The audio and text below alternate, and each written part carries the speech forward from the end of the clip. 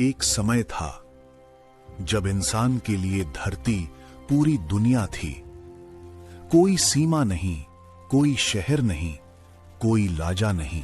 भूख लगी तो शिकार किया, फल मिले तो तोड़े, और जब सब खत्म हुआ तो आगे बढ़ गया। लेकिन प्रकृति ने इंसान को चलना नहीं, रुकना सिखाया। बहती हुई नदियों के किनारे इंसान ने कुछ अलग देखा। हर साल वही पानी, और हर साल और ज्यादा उपजाऊ मिट्टी। टिग्रिस और यूफ्रेट्स के बीच एक नई कहानी लिखी जा रही थी, और हजारों किलोमीटर दूर नील नदी भी इंसान को वही सबक दे रही थी। इंसान ने पहली बार भविष्य के बारे में सोचा। उसने बीज बोया और आसमान की तरफ देखा। अगर बारिश हुई तो जीवन मिलेगा, अगर नहीं हुई तो मौत। यहीं से डर और उम्मीद एक साथ पैदा हुए। धीरे धीरे लोग नदी के पास ही रहने लगे। अस्थाई पड़ाव स्थायी घर बन गए। मिट्टी से ईंटें बनी और ईंटों से शहर। अब इंसान सिर्फ जीवित नहीं था, वो व्यवस्थित हो रहा था। दिनों को गिना गया, मौसम पहचाने गए, और समय को नाम दिया गया। यहीं जन्म हुआ लिखावट का। पहले गिनती के लिए, फिर आदेश के लिए, और अंत में इतिहास के लिए। जहां ज्यादा अनाज था वहीं सत्ता इकट्ठा हुई। अगर इस वीडियो ने आपको ये एहसास दिलाया कि शहर पत्थरों से नहीं, पानी से जन्म लेते हैं, तो एक लाइक इन टिग्रिस, यूफ्रेट्स और नील नदियों के नाम पर जरूर कीजिए, जिन्होंने कभी मानव सभ्यताओं का पालन पोषण किया था। अब चलते हैं मेसोपोटामिया की ओर। मेसोपोटामिया का मतलब होता है दो नदियों के बीच की भूमि। ये दो नदियां थीं, टिग्रिस और यूफ्रेट्स। आज का क्षेत्र, आधुनिक इराक और कुछ हिस्से सीरिया, तुर्की और ईरान, ये सब मेसोपोटामिया के हिस्से हैं। यहीं पर दुनिया की पहली ज्ञात सभ्यता पैदा हुई। मेसोपोटामिया की सभ्यता लगभग 10,000 बीसीई से 500 बीसीई तक फैली रही। मुख्य चरण: सुमेरियन सिविलाइजेशन सबसे पुरानी, Akkadian empire, Babylonian civilisation, Assyrian empire. Mesopotamia ने दुनिया को दिए उरुक, पहला बड़ा शहर; उर, व्यापार और संस्कृति का केंद्र; बेबीलोन, कानून और वास्तुकला का प्रतीक; निनवे, एसीरियन साम्राज्य की राजधानी। ये शहर नदी किनारे बसे, दीवारों से घिरे और योजनाबद्ध थे। यहां इंसान ने पहली बार खेती को व्यवस्थित किया, सिंचाई, कैनाल्स बनाई, अनाज जमा करना सीखा। मुख्य फसलें गेहूं, जौ, खजूर।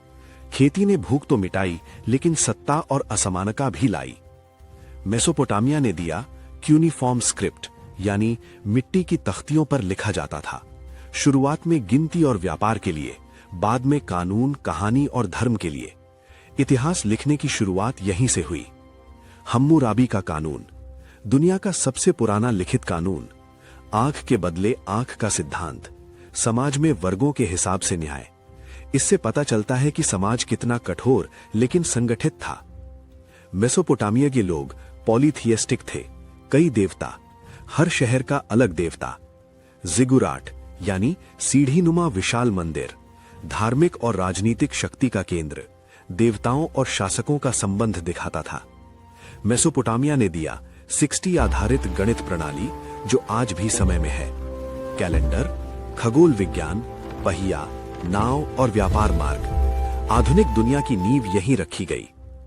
लगातार युद्ध, नदी की दिशा बदलना, सूखा, आंतरिक विद्रोह, इन सब ने मिलकर मेसोपोटामिया की सभ्यताओं को धीरे धीरे गिरा दिया। अब चलते हैं मिस्र यानी इजिप्ट की धरती पर। मिस्र यानी इजिप्ट स्थित है उत्तरी अफ्रीका में। इसके उत्तर में भूमध्य सागर यानी मेडिटरेनियन सी, पूर्व में लाल सागर यानी रेड सी, दक्षिण में सूडान और पश्चिम में लीबिया है। लेकिन एक खास बात, मिस्र का सिनाई प्रायद्वीप एशिया महाद्वीप में आता है। इसलिए मिस्र को कहा जाता है अफ्रीका और एशिया को जोड़ने वाला देश। अगर एक लाइन में मिस्र को समझना हो तो नील के बिना मिस्र सिर्फ रेगिस्तान होता। नील नदी दक्षिण से उत्तर बहती है, इसके किनारे ही खेती संभव हुई, शहर बसे, सभ्यता पनपी। मिस्र की 90% से ज्यादा आबादी आज भी नील नदी के आसपास रहती है। प्राचीन मिस्र की सभ्यता की शुरुआत लगभग 3100 बीसीई में और अंत लगभग 30 बीसीई क्लियोपैट्रा की मृत्यु में। ये सभ्यता लगभग 3000 साल से ज्यादा चली, जो इसे इतिहास की सबसे स्थिर सभ्यताओं में से एक बनाती है। मिस्र में गीजा का महान पिरामिड दुनिया के 7 वंडर्स में से एक है। 4500 साल बाद भी खड़ा, बिना आधुनिक मशीनों के बना। ये सवाल आज भी खुला है, इतनी सटीक इंजीनियरिंग कैसे? मिस्र में राजा को ईश्वर का रूप माना जाता था और मिस्र के लोग अपने राजा फराओ को अपना देवता मानते थे। फराओ का आदेश ही कानून होता था। सत्ता, धर्म और सेना सब एक ही व्यक्ति के हाथ में थे। मिस्रवासी मानते थे कि मौत अंत नहीं है, आत्मा यानी का और बा जीवित रहती है। इसलिए ममी बनाई जाती थी। कब्रों में खाना, सोना, नौकर तक रखे जाते थे। पिरामिड असल में राजाओं की कब्रें थीं। प्राचीन मिस्र की लिखावट हायरोग्लिफ्स यानी चित्रों के जरिए लिखना, धार्मिक, राजकीय और ऐतिहासिक उपयोग।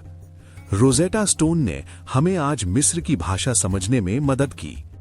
मिस्र ने हमें दिया 365 दिनों का कैलेंडर, ज्यामिति, चिकित्सा यानी सर्जरी के प्रमाण, खगोल विज्ञान। खेती और बाढ़ समझने के लिए उन्हें विज्ञान सीखना पड़ा। हर साल नील में बाढ़ आती थी और काली मिट्टी छोड़ जाती। इसे कहा जाता था केमिथ यानी काली भूमि। इसलिए मिस्र की सभ्यता लगभग बिना टूटे हजारों साल चली। आप क्या सोचते हैं? क्या नदियों ने इंसान को सभ्य बनाया या उसे शहरों में बांध दिया? नीचे कमेंट में अपनी राय लिखिए। आपका जवाब इस कहानी का अगला अध्याय हो सकता है। दोस्तों, अगर आपने अभी तक हमारे इस चैनल को सब्सक्राइब नहीं किया है तो जरूर सब्सक्राइब कर लें, क्योंकि आपके एक सब्सक्राइब से हमें बहुत मोटिवेशन मिलता है और हम आपके लिए ऐसी और वीडियोस बनाते रहेंगे।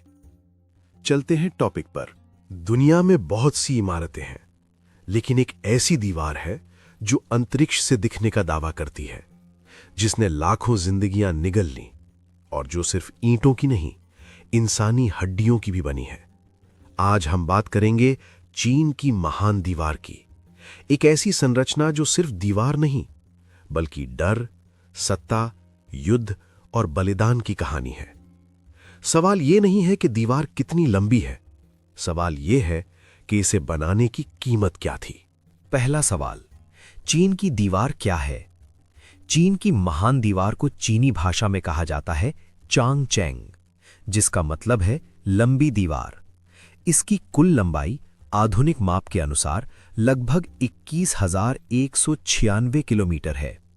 ये पहाड़, रेगिस्तान, नदियां और बर्फीले इलाके से होकर गुजरती है। ये दीवार किसी एक सीधी लाइन में नहीं, बल्कि ड्रैगन की तरह बल खाती हुई फैली है। इसकी चौड़ाई इतनी है कि एक समय 5 से 6 घोड़े साथ साथ दौड़ सकते थे। अब दूसरा सवाल, आखिर दीवार बनाने की जरूरत क्यों पड़ी? देखिए, आज से लगभग 2600 साल पहले चीन छोटे छोटे राज्यों में बटा हुआ था। उत्तर से आते थे खूंखार घुमंतू कबीले। वे खेती नहीं करते थे, शहर नहीं बसाते थे, सीधे हमला करते थे। चीन के राजा डरते थे। इस डर से जन्म हुआ दीवार का विचार। शुरुआत में हर राज्य ने अपनी अपनी छोटी दीवार बनाई। अब तीसरा सवाल, चीन का पहला सम्राट कौन था जिसके मन में डर इतना बैठ गया था कि उसने सभी छोटी छोटी दीवारों को जोड़कर एक विशाल दीवार बनाने का फैसला किया?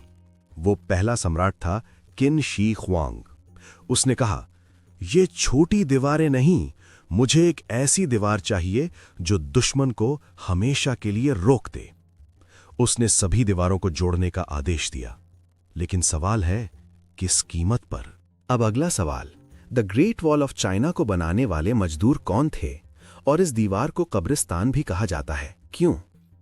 मजदूर थे किसान, सैनिक, अपराधी, युद्धबंदी। अनुमान 10 से 20 लाख लोग इस निर्माण में मरे। भूख, ठंड, पत्थर उठाते उठाते मौत। इतिहासकार कहते हैं, जो मर गया उसे वहीं दीवार में दबा दिया गया। इसीलिए इसे कहा जाता है the longest cemetery on earth. ये दीवार कैसे बनाई गई? इसे बनाने के लिए कोई मशीन नहीं, कोई क्रेन नहीं, कोई आधुनिक तकनीक नहीं, केवल मिट्टी, पत्थर, चूना और चावल का पानी राइस मॉर्टर से। हाँ, चिपकाने के लिए चावल के स्टार्च का इस्तेमाल हुआ, जो आज भी कई जगह कंक्रीट से ज्यादा मजबूत है। क्या दीवार ने सच में चीन को बचाया? ये सबसे बड़ा सवाल है। क्या दीवार कामयाब रही? सच तो यह है कि कई बार दीवार को कूदकर पार किया गया, कई बार दरवाजे खोल दिए गए, कई बार अंदर से ही गद्दारी हुई। मंगोल शासक चंगेज खान दीवार के बावजूद चीन में घुस गया। तो सवाल, अगर दीवार दुश्मन को नहीं रोक पाई तो फिर ये बनी क्यों? वीडियो पर अंत तक जुड़े रहने के लिए आपका धन्यवाद।